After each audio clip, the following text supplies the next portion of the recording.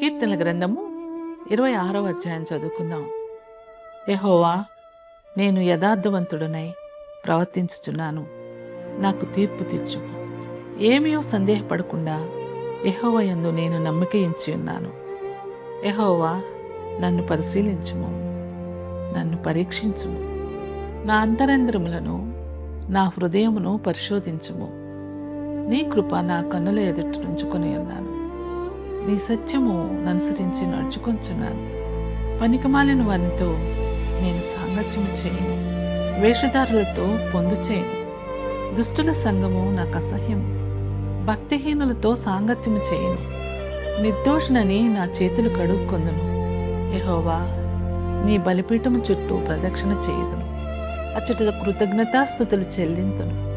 నీ ఆశ్చర్య కార్యములను వివరింతును. యెహోవా, నీ నివాస మందిరమును, నీ తేజోమహిమ నిలుచు స్థలమును నేను ప్రేమించుచున్నాను. పాపులతో నా ప్రాణమును చేర్చుకుము, నరహంతకులతో నా జీవమును చేర్చుకుము. వారి చేతిలో దుష్కార్యములు కలవు, వారి కుడి చెయ్యి లంచములతో నిండి ఉన్నది.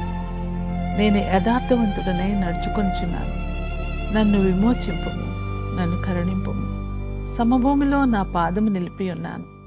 సమాజములలో యెహోవాను స్తుతించెదను.